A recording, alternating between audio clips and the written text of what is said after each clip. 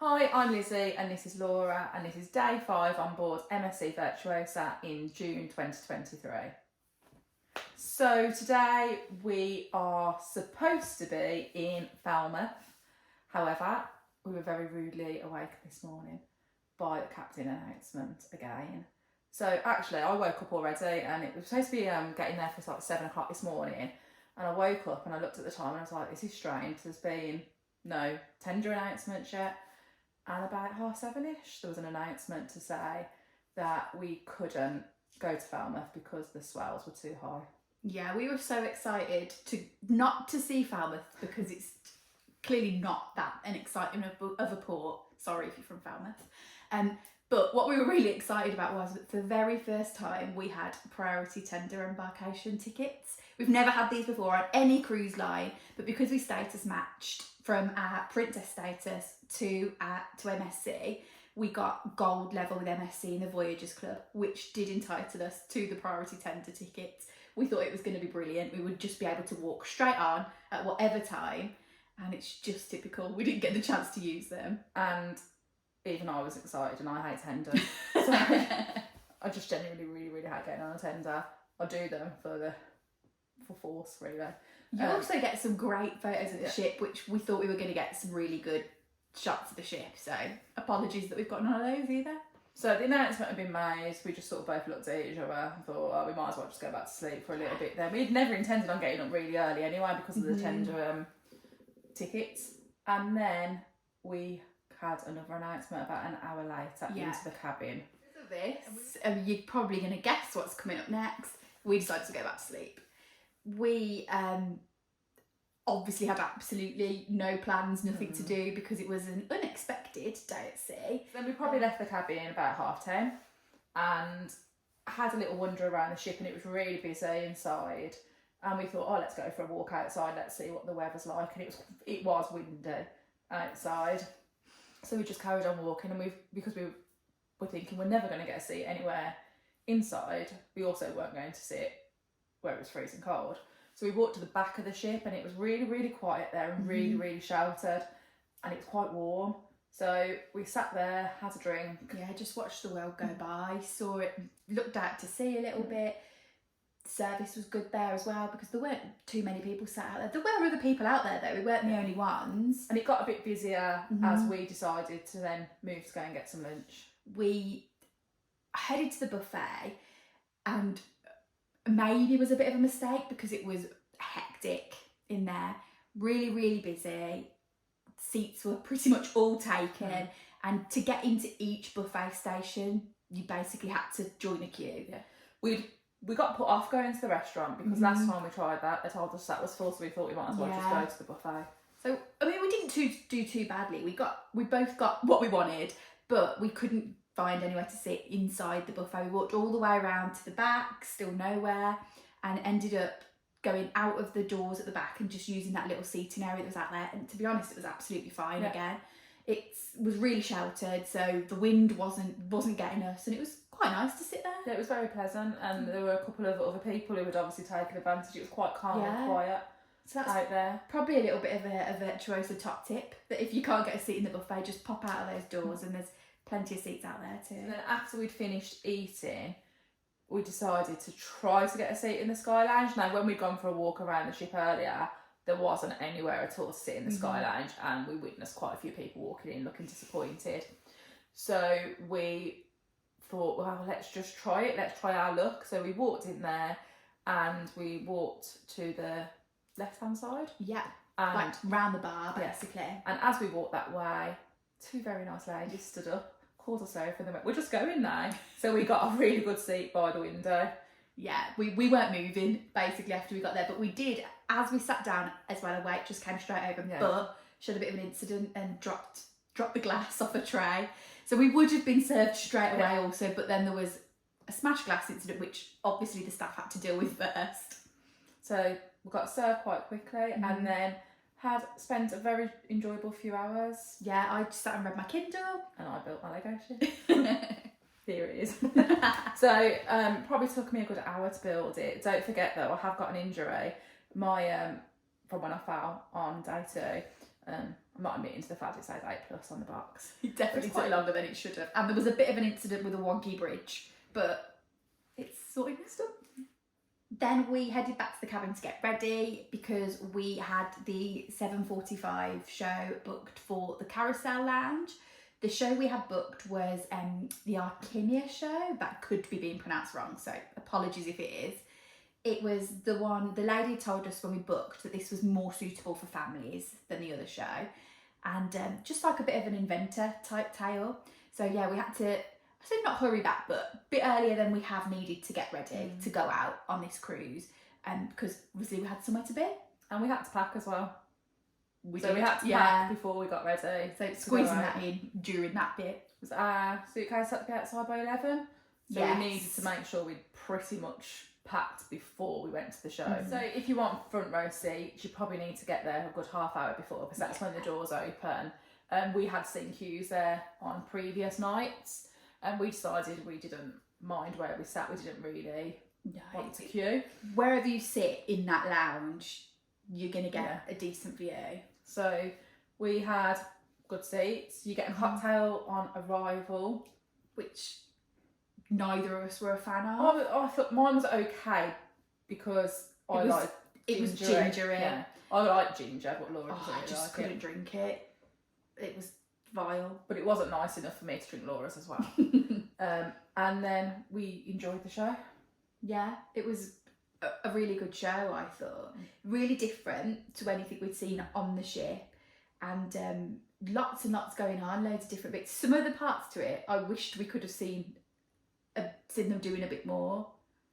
With the roller skating part, I really liked and thought, I wish we could see a little bit more of that. Laura was just disappointed when the juggler dropped his ball. Yeah, but he dropped it more than once. I thought, hang on a minute, surely he's supposed to be the expert. The show lasts about 40 minutes. And that took us to like 8:25. Sorry, that was really bad maths then. I was trying to work it out. And then the show start 8:30, which we got booked in the theatre, which was the total opposite end of the ship. One thing we have learned is things tend to always run a couple of minutes late. Yeah. So we weren't worried about missing the start. However, we were worried that we wouldn't get a seat, because even though we'd got reserved seats, so we'll only keep them up until 20 past. So we basically ran. Yeah, we just ran from one end of the ship to the other. And it can be quite difficult on Virtuosa to do that because the walkways are really crowded. Yeah, but we did it on the upper level rather than along the Galleria floor, so it was a little bit better to get through. And I didn't fall over. No. And we managed to get a seat. We did. Managed to get 2 seats. Yeah. And actually the theatre wasn't full. There were other empty seats in there. And it was for the Italian show. Yeah, which is called Italia. So the Italia show was a really good show. Like the singers, so talented. Yeah, the quality of the singing was incredible. And it's not like my usual scene at all. I wouldn't choose to, listen to tenors, but it was, it was so good that we could really respect how well it was performed. And just a warning, it can get quite emotional at the end. Yeah, we just didn't expect the ending, and it was really, really nice. After the show had finished, we knew we had to go back to the cabin because we hadn't put the suitcase outside yet. We'd run out of time. Classic us. And obviously, because our dining is so late, we knew we wouldn't be back in time to put it out before 11 then. So we ran down to the cabin, threw the last couple of bits in, and then put it outside the cabin. And then headed up to the champagne bar, which we hadn't managed to get to yet. We hadn't. We walked through it loads of times, but hadn't actually managed to sit in there. And as we were heading in there, we saw our table mates. So we joined them at a table in the champagne bar and just about squeezed a glass of champagne in before we went into the dining room. And because we have the premium extra drinks package, champagne is included in that drinks package. So we thought, we've got to do it. We've got to have one. Just because you can. I'm not a massive fan of champagne. No. However, it was quite nice because it was so cold. Yeah. Ironically, after moaning about how late the dining time was, we were about 10 minutes late for dinner because we'd got talking and didn't realise what the time was. Our waiter had said he was a little bit worried about where we all were. But dinner was as efficient as always. The wine was straight over, being poured into our glasses. There wasn't any need to ask what wine we wanted. She was just pouring it into our glasses, making sure we were well looked after. Told us that we didn't have to worry about driving quite yet, so we needed to drink. And then the menu tonight we struggled a little bit with. There were a few times where we were not sure what to pick. So the starters, my starter was great. It had like these spring rolls and then what they called pot stickers. It said it was seafood, but it wasn't mad fishy tasting. Really, really tasty. And I didn't really like any of the starters. I'm a bit scared of soup now after the soup the other day. So I asked if I could have the tomato and basil pasta as a starter, but it was an absolutely massive portion size. It was. And when my main arrived, we realised how big Lizzie's starter portion was, because I couldn't choose a main off the menu, so I had the pasta for the main, but I had it with the Alfredo sauce, and I had about half a bowl. Lizzie's was like to the brim for the starter. And then I had lamb dress for my main. So it's a bit of a struggle, to be honest, because I basically had 2 main courses. For dessert, there'll be no prizes for guessing what I had. I had ice cream, but it was a really nice ice cream tonight. It was like a chocolate chip one. And I had like an apple strudel, and it came with custard, but the waiter gave everybody extra ice cream, asked if I wanted ice cream too, which, because it was chocolate chip, I couldn't say no. But he like plugged it on the top of the custard, which I thought would be a bit weird, but actually was not a problem for me. I still ate it all. So if you've watched our other vlogs, you've probably worked out where we've headed to next. We've gone to the Sky Lounge. It's just become a favourite of our table to head up to there.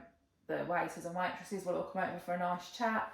It's adult only, so it's just got a bit of a different vibe in there than the places on the ship. It's just a bit calmer in there.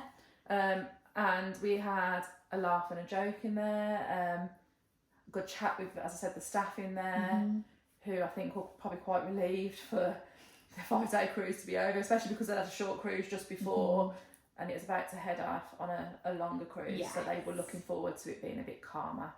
And then we sat in Sky Lounge for a little while, and then decided to head out to the buffet. But I know we said yesterday might be our last slice of pizza, but decided to make tonight the last slice of pizza. I wasn't hungry in the slightest, but I hadn't tried a piece of the charcoal based one yet. Yes. So I just thought I needed to try a piece. It was okay. It looks awful, but doesn't taste that different, does it? And we just headed off to bed for our last night, try and get a good sleep. Because you have to get out of your cabin by 7:30 in the morning. Yeah, that's really, really early. We always moan about the early getting out of your cabin times anyway. And P&O, who we're used to cruising with normally, it's an 8 a.m. to throw out your cabin. So that half an hour just felt like it made a massive difference. Even though we were disappointed that we didn't get off the ship today in Falmouth, we managed to make the most out of our day. We've worked out that we've only got off the ship for about an hour in total over the whole cruise. It's quite unlike us. However, we do also like spending time on the ship as well, and it was a great way of getting to see the ship at quieter times and getting to know what the ship was like. Especially with it being a completely different ship and a new cruise line to us. We will be covering our final thoughts in another video where we will talk about whether or not we would cruise with MSC again. Yeah, and we'll just talk about the things we really enjoyed on this cruise and some of the things that probably weren't what we were expecting and weren't as good as we thought they should have been. We woke up bright and early the next morning. It sounded quite busy outside the cabin already. We'd had a good sleep actually for the last night. Normally I don't sleep because I'm worried about waking up, but I slept perfectly well. And we were out of the cabin by 7:30 like we were supposed to. And then we just decided we had no intention of getting anything to eat, but we were so intrigued to have a look at what the buffet looked like. And we never ever bother getting anything from the buffet on Disembarkation Day because it is always crazy.